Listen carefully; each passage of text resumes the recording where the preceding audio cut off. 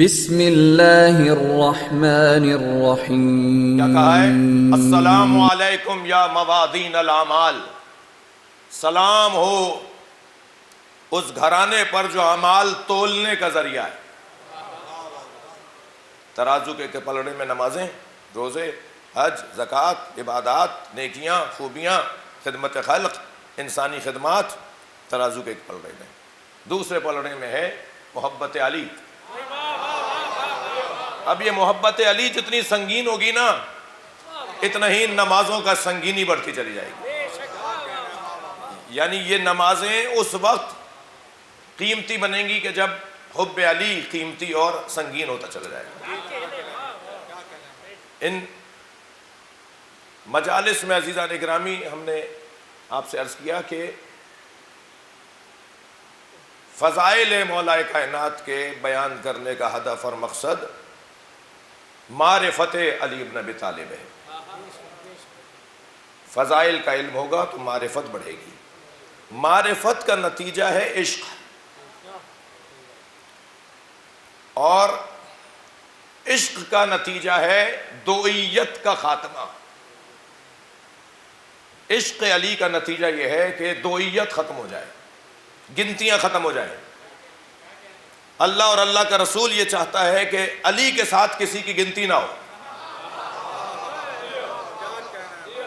علی علی ہیں، مولا علی کے ساتھ اب میں نے کل ایک حدیث جلدی میں، بہت آخری وقت زیادہ ہو رہا تھا تو بہت عجلت میں ایک حدیث پڑھی کہ مولا فرماتے ہیں کہ لا یقاس بعلی محمد احد من هذه الامہ، اس امت کے کسی فرد کا اہل بیت کے ساتھ مقایسہ نہیں کرو، اہل بیت کے ساتھ کسی فرد کو لا کے نہیں بٹھاؤ، برابری نہیں کرو۔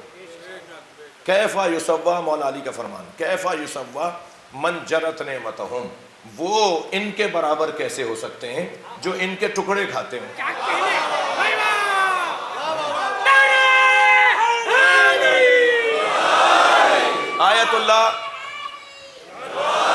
آیت اللہ جوادی عاملی نے مولا علی کے نہج البلاغہ کی بھی شرح لکھی ہے، اور قرآن کی تفسیر بھی کوئی تقریباً 150 جلدوں میں انہوں نے تفسیر لکھی ہے۔ طویل ترین تفسیر اس وقت جو قلم میں تشیع اور اہل بیت کے چاہنے والوں کی طرف سے پیش کی گئی ہے وہ تفسیر تسنیم ہے۔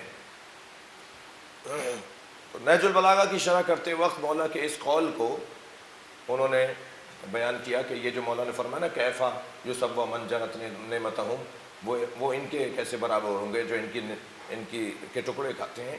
وہ فرماتے ہیں دسترخوان بچھا کے جب آپ کھانا کھاتے ہیں تو آپ کے ہاتھ سے غیر محسوس اور باریک ذرات دسترخوان پہ جھڑ رہے ہوتے ہیں۔ جب آپ کھانا کھا چکے ہیں، ایک ذرا ہاتھ سا پھیریں تو آپ کے ہاتھ میں بہت سارے وہ باریک باریک ذرات روٹی کے، غذا کے، وہ آپ کے ہاتھ میں آ جائیں گے۔ ان ذرات کو کہتے ہیں من جرت نعمتہم، جو ان کے ہاتھوں سے ذرات گرے ہیں یہ وہ کھاتے ہیں۔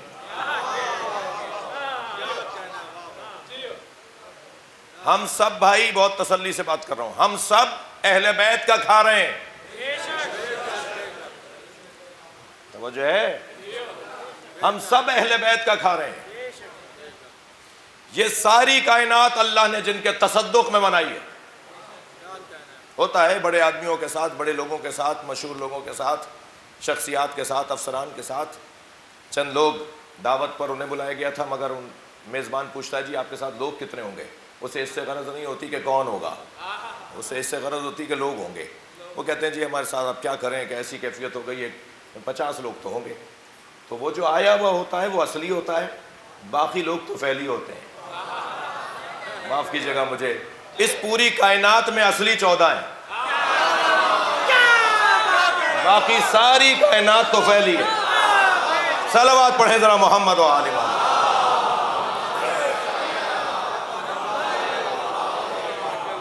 یہ جو میں نے مولا علی کا قول سنا ہے نا، یہ اس کی تشریح تھی جو میں نے ابھی آپ سے کی۔ تو ہم سب کھا رہے ہیں ان کے طفیل، یہ کائنات اللہ نے ان کے لیے بنائی اور سب کچھ ان کی محبت میں بنایا۔ بلکہ عجیب احادیث اور واقعات کے اندر اور احادیث اور روایات کے اندر عجیب و حسین پیغامات ہیں۔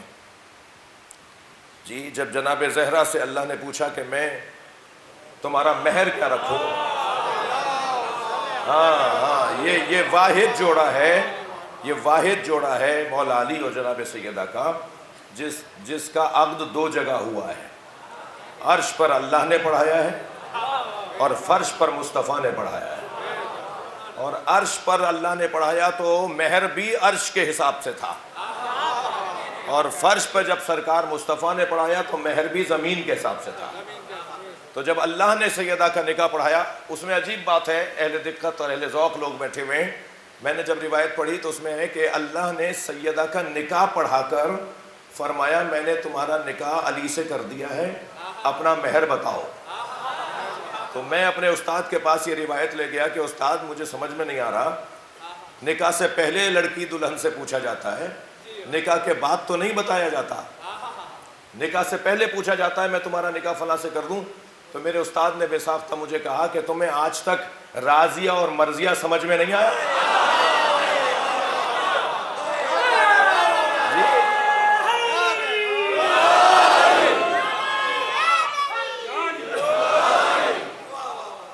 بی بی سے پوچھا بتائیے آپ کا مہر، اللہ پوچھ رہا ہے بتاؤ فاطمہ تمہارا مہر کیا رکھوں؟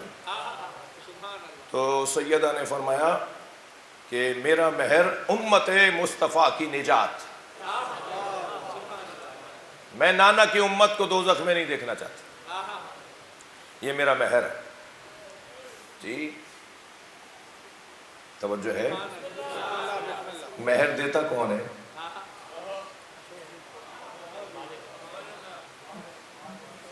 مہر دیتا کون ہے؟ شوہر۔ سیدہ نے مہر رکھوایا ہے بابا کی امت کی بخشش، مہر دے گا کون؟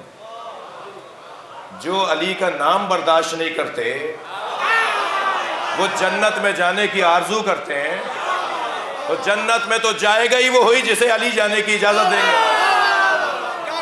صلوات پڑھیں ذرا محمد و آل محمد۔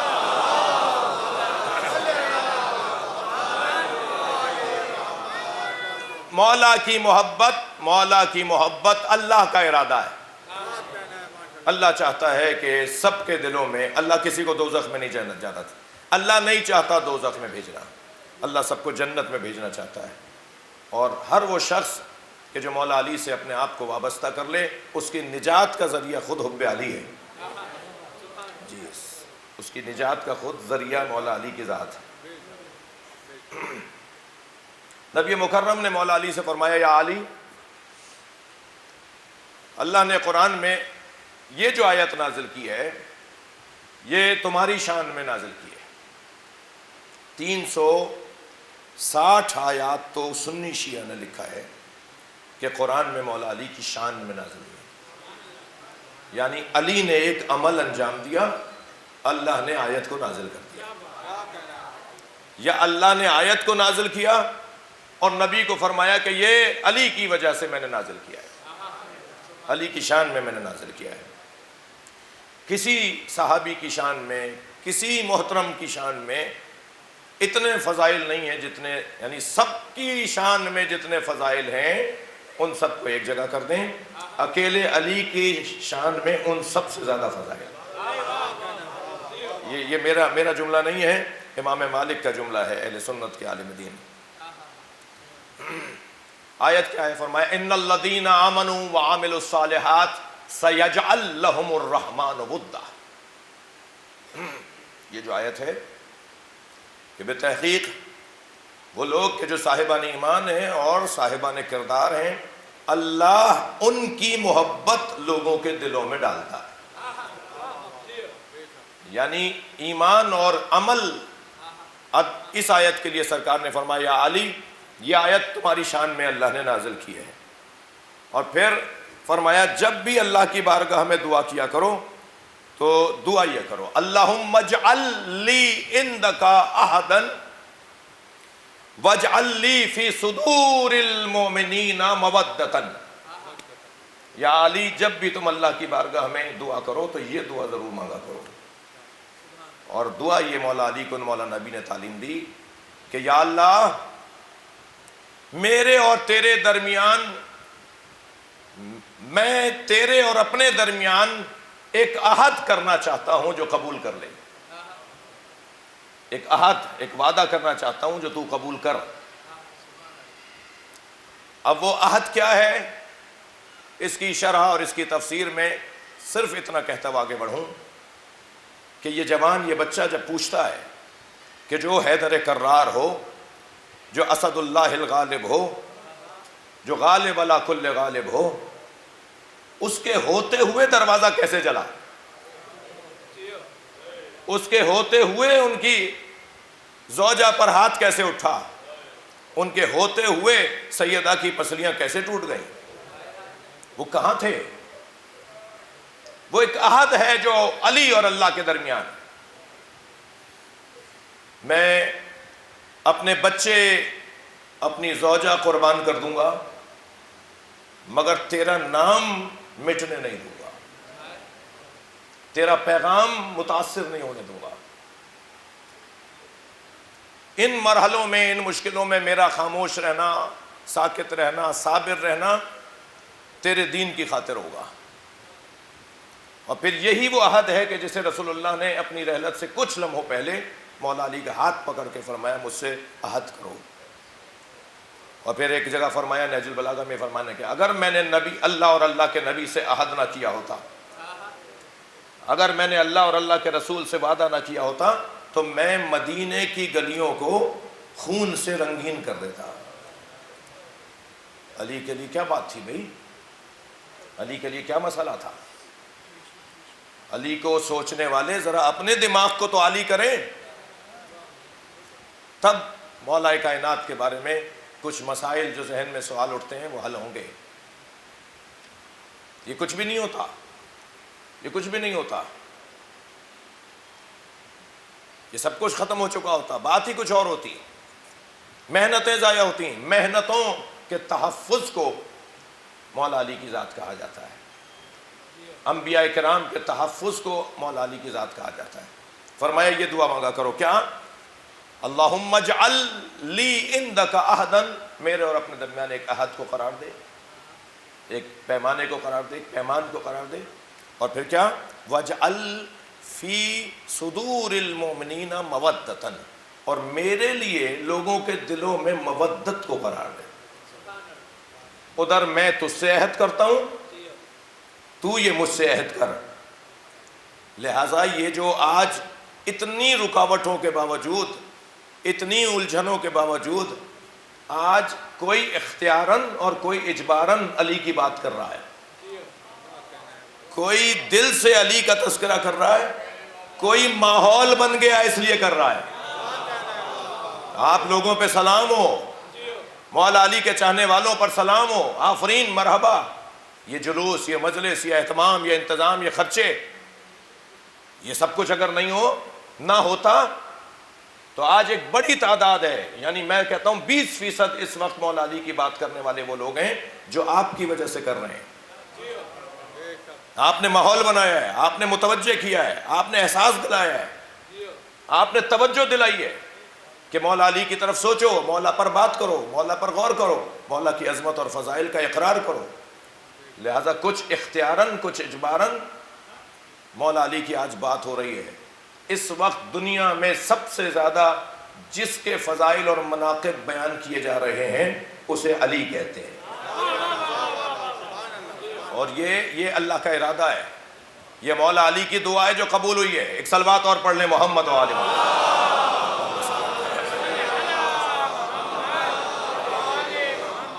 جی توجہ چاہوں گا آپ سے، ایک حدیث ہدیہ کرنا چاہ رہا ہوں اپنے اس مضمون میں۔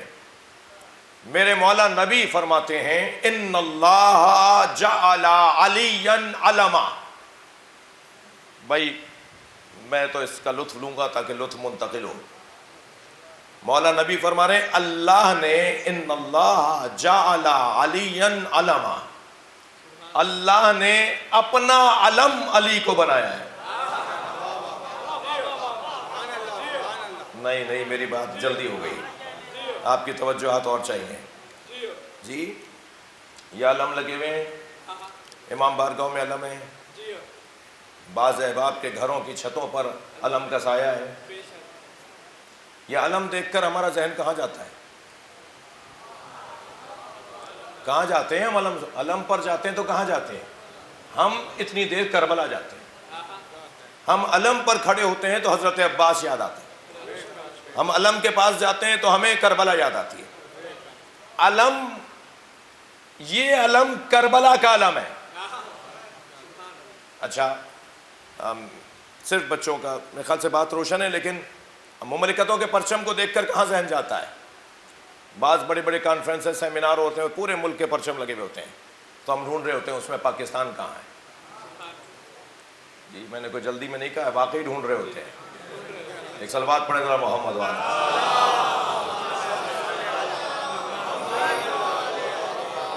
تو جیسے ہمارا سربراہ چوتھی لائن میں نظر آتا ہے نا، ایسے ہی ہمارا پرچم بھی کہیں ڈھونڈنے سے ملتا ہے۔ عوام تو مسلسل مملکت کے لیے اپنی جانیں دے رہی ہے، مرے کون ہیں؟ دہشت گردی فلاں فلاں مسئلوں میں کون مرا ہے؟ عوام مرے نا۔ لیکن معاملات ہمارے حکمرانوں کے قابل رحم ہیں، اور ان ایام میں دعا بھی کیجئے، دعاؤں کی قبولیت کے ایام ہیں کہ مملکت کے معاملات بہتر ہو جائیں۔ بھائی زور سے کہہ دیجئے الہی، مملکت کے معاملات بہتر ہو جائیں، جو الجھنیں ہیں وہ دور ہو جائیں، اور اس کی سرحدوں کی حفاظت اللہ فرمائے، اس کے جو اثاثے ہیں ان کی اللہ حفاظت فرمائے۔ تو ہاں، جب تک ظالموں کے ظلم پر خاموشی نہیں ٹوٹے گی اس وقت تک ظلم ہوتا رہے گا۔ تو مظلوم کی حمایت میں خاموشی، مظلوم کی حمایت نہ کرنا بھی ظالم کی حمایت ہے۔ تو ظلم کا تو بڑا موٹا سا فارمولہ ہے کہ فلسطین کا ظلم ہو، یعنی وہاں جو ظلم ہو رہا ہے، کہیں بھی ظلم ہو رہا ہو، وہ اس وقت تک جاری رہے گا جب تک کہ مظلوموں کی حمایت نہیں ہوگی۔ اور علی کی مجلس ہے، علی مولا کا دسترخوان ہے، علی کی تعلیمات کی الف بے ہے، کونا للظالم خصما۔ فرما رہے ہیں اپنے بچوں سے کہ ہمیشہ ظالم کے خصم اور دشمن رہنا، وللمظلوم عونا، اور مظلوموں کے حمایتی رہنا۔ یہ قاعدہ دیا ہے مولا نے، پیغام دیا ہے مولا نے۔ بات جو میں عرض کر رہا ہوں، ان اللہ جعل علیا علما، توجہ، اللہ نے علی کو علم قرار دیا ہے۔ اچھا ہے، یہ علم ہمیں کربلا لے جاتا ہے، بلا تشبیہ۔ اس علم سے کسی علم کا مقایسہ نہیں ہے، اس علم سے کسی پرچم کا مقایسہ نہیں ہے۔ مثلا مملکتوں کے پرچم ہمیں مملکتوں کی طرف اشارہ کرواتے ہیں، ذہن ہمارا لے جاتے ہیں۔ توجہ چاہوں گا، نبی فرما رہے ہیں اللہ نے علی کو علم قرار دیا ہے، بینہ و بین خلقہ، مخلوق اور اپنے درمیان۔ بھائی تھوڑی توجہ بڑھائیں گے، میں کچھ کہہ رہا ہوں۔ اللہ نے علی کو مخلوق کے درمیان اور اپنے درمیان علم بنایا ہے، یعنی جب بھی علی کو سوچو گے اللہ سمجھ میں آئے گا۔ علی علم ہے اللہ اور بندوں کے درمیان۔ حدیث یہاں رکی نہیں ہے، حدیث آگے بڑھتی ہے، وَلَيْسَ عَلَمٌ غَيْرُهُ، اور خبردار علی کے علاوہ اللہ کا کوئی علم نہیں ہے۔ اللہ کا اگر کوئی علم ہے جس سے اللہ کی یاد آئے، جسے دیکھ کر اللہ تک پہنچا جائے، جیسے علم حضرت عباس کو دیکھ کے کربلا پہنچتے ہیں، جو علی کو سوچے گا وہ خود بخود اللہ تک پہنچے گا، اور علی کے علاوہ اللہ کا کوئی علم نہیں ہے۔ توجہ چاہوں گا، فمن تبع کان مومنا، حسین حدیث اور خطرناک حدیث، ومن تبع کان مومنا، جو علی کی اتباع کرے وہی مومن ہے، ومن جاہدہ کان کافرا، اور جس نے علی سے منہ موڑا وہ کافر ہے، ومن شک فیہ کان مشرکا، اور جو علی پر شک کرے وہ مشرک ہے۔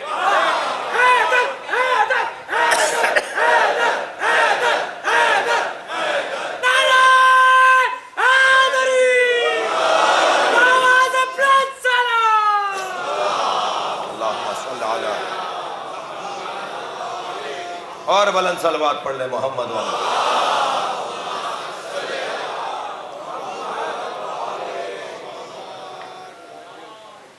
ایک اور اللہم صل علی. جی یا علی یجعل اللہ محبتک فی قلوب المؤمنین وسائر الخلائق غیر الکافرین. یا علی، اللہ نے مومنین کے دلوں میں تمہاری محبت کو قرار دیا ہے اور ہر مخلوق تم سے پیار کرے گی سوائے کافروں کے. ہر مخلوق تم سے پیار کرے گی. اس وقت علی مولا سے محبت کا اظہار کرنے والے، میں کل ہی ایک دستاویز دیکھ رہا تھا کہ غیر مسلم اور مستشرقین مولا علی علیہ السلام کے بارے میں مسلسل غور کر کے ان میں اضافہ ہو رہا ہے علی کی تعلیمات کو سمجھنے کی غرض اور نیت سے. میں نے شاید کئی سال پہلے عشرہ محرم میں یہاں کہا تھا کہ جب میرا اتفاق ہوا لندن، کیمبرج اور آکسفورڈ یونیورسٹیز کو دیکھنے کا، شوق تھا کہ میں وہاں جاؤں تو اندر بھی جاؤں، دیکھوں کیا ہوتا ہے، کیسے پڑھا رہے ہیں، لائبریری کیسی ہے، ان کا نظام کیسا ہے. یہ جو دونوں شہر ہیں، پوری یونیورسٹی ہے، پورا شہر ہی یونیورسٹی ہے. کیمبرج کے تو گھر گھر میں کلاسیں ہوتی ہیں، یعنی آپ ایک گلی سے گزریں گے تو ہر گھر کے اوپر ایک پرچہ لگا ہوا ہوتا ہے کہ اس میں اتنے بجے سے اتنے بجے تک فلاں پروفیسر صاحب، فلاں ڈاکٹر صاحب یا فلاں وقت میں کلاس لیں گے. یہ پوری کیفیت ہے، آپ جانتے ہیں، کوئی نئی بات نہیں کر رہا. تو مجھے شوق تھا کہ میں وہاں جاؤں. جب کیمبرج کے لائبریری میں میرا جانا ہوا، اس میں میری بڑی مدد کی حضرت آیت اللہ علامہ سید عقیل الغربی حفظہ اللہ نے، ان کے بھائی جناب مولانا ذوالقدر صاحب نے اور ان کے بھتیجوں نے، اور وہ ساتھ بھی میرے وہاں گئے. تو جب یونیورسٹی کی لائبریری میں میرا جانا ہوا تو جتنی بھی اسلامی، یعنی ایک پورا پورشن، ایک پورا بہت بڑی جگہ جو صرف اسلامی مسلمانوں کی کتابیں اور اسلامی تعلیمات کی کتابوں کا وہ حصہ تھا. وہ خاتون لائبریرین تھی، وہ لے گئی، انہوں نے کہا جی یہ سارا. اس میں پھر ایک پورشن، ایک حصہ فقہ جعفریہ اور شیعہ تعلیمات کا تھا. اور آپ جان کر خوش ہوں گے کہ جتنی ہماری ضروری کتابیں ہیں وہ وہاں کیمبرج کی لائبریری میں رکھی ہوئی ہیں. پھر انہوں نے تھوڑی سی گفتگو رہی کہ بھئی یہاں کیا ہو رہا ہے. تو جو بات اصل بتانے کی تھی وہ یہ کہ انہوں نے بتایا کہ یہاں 200 طالب علم ہیں جو اسلامی علوم میں پی ایچ ڈی کر رہے ہیں، تھیسس لکھ رہے ہیں، ایم فل کر چکے ہیں، آگے بڑھ چکے ہیں. 200 طالب علم ہیں. ان 200 میں 50 وہ تھے جو صرف نہج البلاغہ پہ پی ایچ ڈی کر رہے تھے. اور یہ سن کر مجھے نہیں پتا آپ آہ کریں گے یا واہ کریں گے کہ وہ 200 کے 200 اور وہ 50 کے 50 مسلمان نہیں تھے. علی کسی کی ملکیت تھوڑی ہے. صلوات پڑھنے ذرا محمد و آل محمد. اور بلند صلوات پڑھنے نبی کے بعد.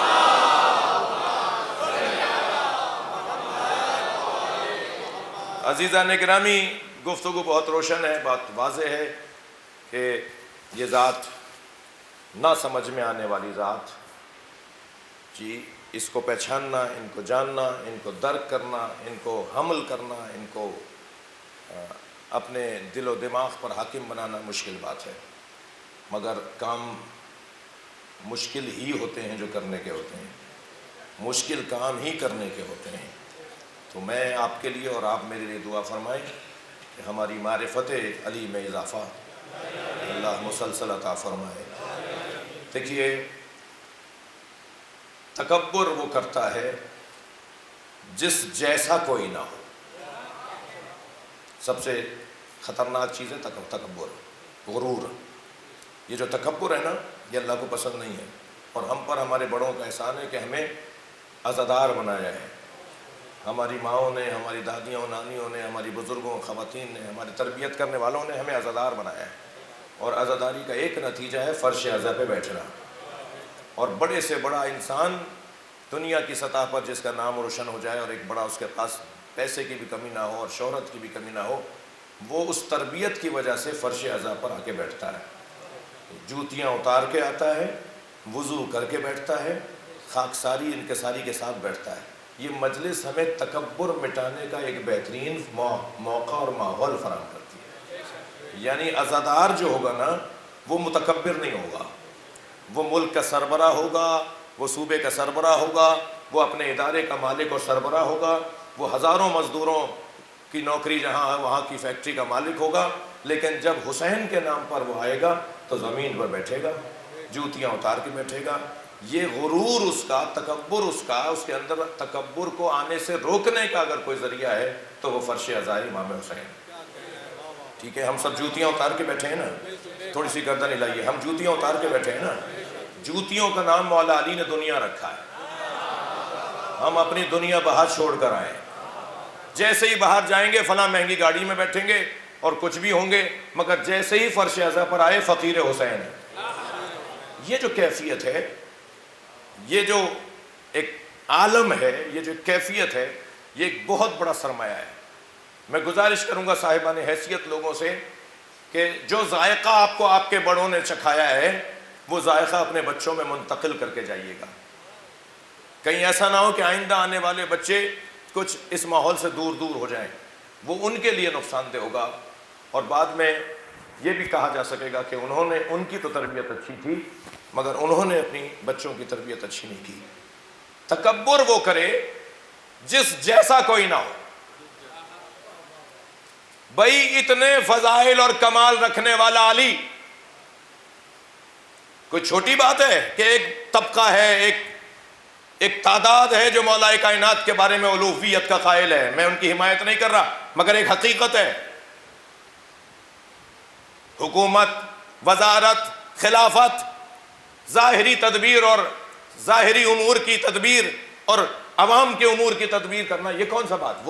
وہ تو بھائی الوہیت تک بات کر رہے ہیں، بعض لوگ غلط کر رہے ہیں، ہم نہیں مانتے، علی خود نہیں مانتے، وہ ایک علیحدہ بات۔ لیکن جس کے کمالات اور فضائل دیکھ دیکھ کر جی معجزات اگر مولا کائنات کے سنائے جائیں، مولانا شیخ صدوق رحمت اللہ علیہ ہمارے سخت مزاج علماء میں شمار ہوتے ہیں۔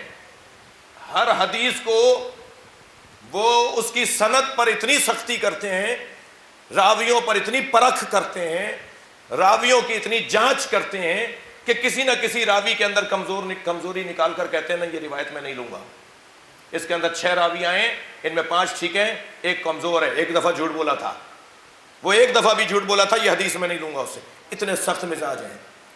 اگر شیخ صدوق رحمت اللہ علیہ مولا کے معجزات کو نقل کریں تو حدیث فہمی کا ذوق رکھنے والے لوگ جانتے ہیں کہ اس معجزے کی فضیلت کتنی ہے۔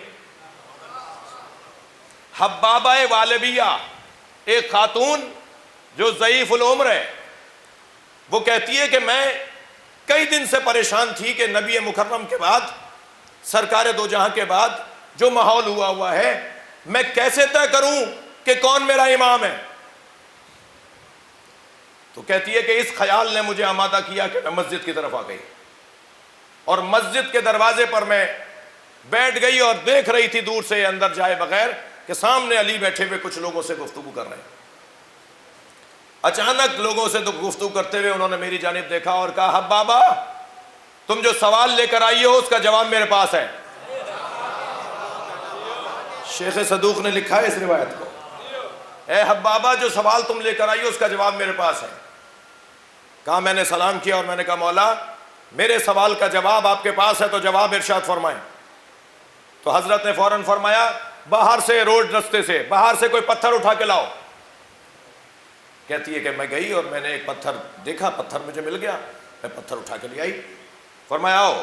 جیسے ہی میں حضرت کے قریب گئی تو حضرت نے اپنی انگوٹھی اتاری اور اس پتھر پہ رکھی، اس پہ نشان آ گیا۔ پتھر پہ انگوٹھی کو لگایا تو اس پہ مہر چھپ گئی۔ فرمایا جو بھی اس پتھر پر مہر لگا دے وہی تمہارا امام ہے۔ حبابہ صلوات پڑھیں ذرا محمد و آل محمد۔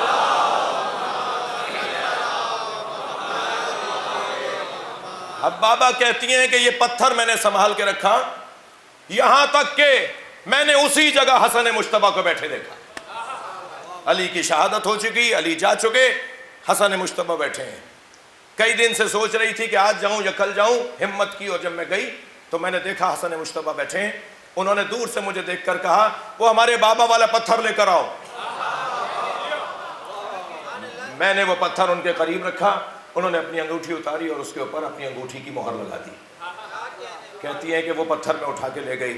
میں نے کچھ مدت کے بعد حسین کو دیکھا تو میں حسین ابن علی سے ملنے کا ارادہ کر رہی تھی کہ ایک مرتبہ پیغام آیا کہ حسین نے بلایا ہے. اور میں جب حسین ابن علی کی خدمت میں گئی تو انہوں نے کہا وہ پتھر لائیے جس پہ میرے بابا اور میرے بھائی کی مہر ہے. اور پھر حسین نے بھی اپنی انگوٹھی کی مہر لگائی. پتھر پر مہر کی بات کر رہا ہوں، پتھر پہ مہر کی بات کر رہا ہوں. اب بابا کہتی ہیں پھر میں امام سجاد کی خدمت میں گئی اور اس وقت میری 120 سال عمر ہو گئی تھی. میں نے امام سجاد سے جا کے کہا کہ مولا، حضرت نے فرمایا لاؤ وہ پتھر. حضرت نے بھی مہر لگا دی. حضرت نے مہر لگائی اور میں نے ان سے کہا مولا میں اتنی عمر کی ہو گئی ہوں، میرے ہاتھ پیروں میں راشا آ گیا ہے، مجھ سے تو اب چلا پھرا نہیں جاتا. جیسے ہی میں نے یہ کہا تو حضرت نے اپنی انگلی کے اشارے سے وَأَوْمَعَ سَبَّابَتَ إِلَيَّ، وہ جملہ یہ ہے، انہوں نے اپنی انگلی کا اشارہ میری طرف کیا، میری جوانی پلٹ آئی. بھائی کیا سن رہے ہیں؟ اب بابا کہتی ہیں 120 سال کی میری عمر تھی، میں بڑھاپے کی شکایت کر رہی تھی تو حضرت نے اپنی انگشت سبابہ سے، انگشت شہادت، انگشت سبابہ سے اشارہ کیا، میری جوانی پلٹ آئی. ارے بھائی زلیخا کی جوانی پلٹتے دیکھنے والوں، کوئی اور بھی تو اللہ کے ہاں یوسف ہے، اور یوسف بھی ہو تو امام سجاد جیسا. اور وہ کہتی ہیں کہ میں اپنی عین جوانی جیسی کیفیت میں آ گئی اور میں امام رضا تک زندہ رہی. وہ امام رضا تک زندہ رہی ہے. حبابہ والبیہ کا مشہور واقعہ ہے. اور کہتی ہیں ہر امام کے پاس میں جاتی رہی اور ہر امام اس پہ مہر لگاتے رہے. اور جب میں امام رضا کی خدمت میں گئی تو پھر میری عمر بڑی طویل ہو چکی تھی. تو امام نے مجھے دیکھ کر فرمایا کیا میں اپنے جد زین العابدین کی طرح تمہیں جوان کروں؟ تو میں نے کہا مولا میں اس دنیا سے بہت کچھ دیکھ چکی، اب اس دنیا میں مجھے رہنے کا دل نہیں کرتا. اب میں ہی نہیں چاہتی کہ یہاں رہوں. اب میں نہیں چاہتی، میں نے بہت حالات دیکھ لیے اس دنیا کے، بدلتے ہوئے رنگ دیکھ لیے، اب میرا دل نہیں کر رہا.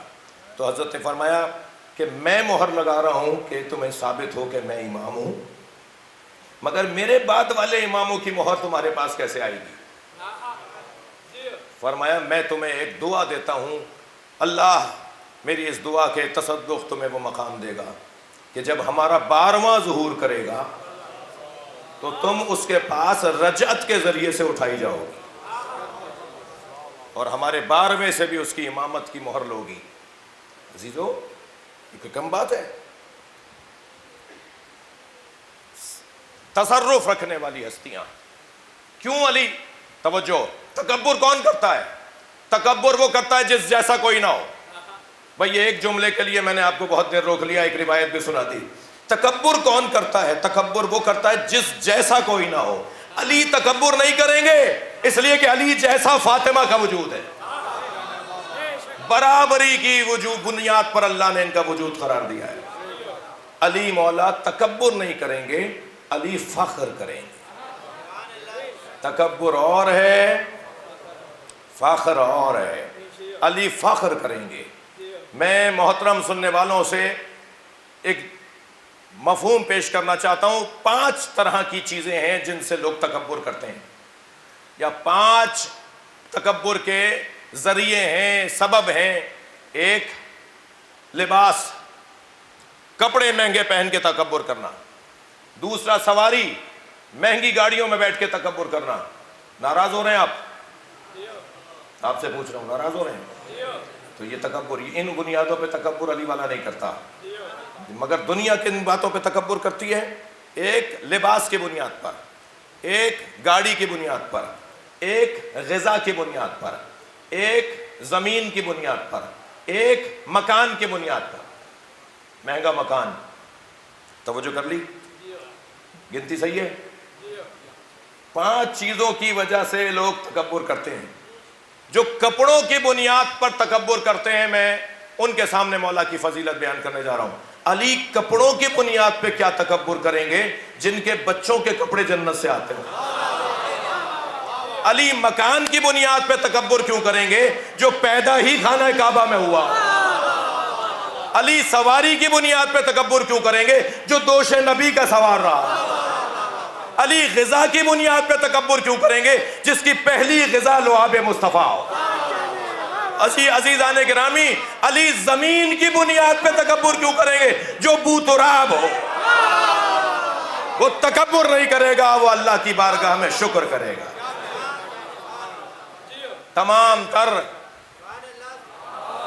تمام تر کمالات کا مجموعہ یہ گھرانہ، اور اس گھرانے کی صدارت بنام علی. امیر المومنین کا لقب حضرت آدم کی خلقت سے پہلے مولا علی کا ہے. علی مولا کا وجود بدن میں دیکھنے والوں سے میں بات کر رہا ہوں. علی مولا کا وجود بدنی وجود نہیں ہے. یہ تو نبی مکرم کے نور سے، کیونکہ ان کا نور تھا تو نبی کے ساتھ بدن بنا کے بھیجا گیا، ورنہ علی بن ابی طالب کا وجود اس عالم کی خلقت سے پہلے کا وجود ہے. حضرت آدم کو بھی، انبیاء کرام کو بھی، سائر الانبیاء کو اللہ نے جو نبوت دی ہے وہ 3 اقرارات کی بنیاد پر: توحید، نبی خاتم کی نبوت کا اقرار، اور ولایت علی کا اقرار. یہ کوئی کم بات نہیں ہے. ہم اس مولا کی، اس عظیم ہستی کی یاد میں اس وقت جمع ہیں کہ جن کی محبت کا اقرار اگر کوئی کرے تو دل اور نیت کی بنیاد پر اس کا مقام بنے گا. گواہی دی ہے کہ میں گواہی دیتا ہوں کہ اللہ وحدہ لا شریک ہے، خاتم الانبیاء رسول اللہ ہے، اور علی کی ولایت کا میں اقرار کرتا ہوں. یہ انبیاء کرام سے اللہ نے اقرار لیا ہے. یا علی یا علی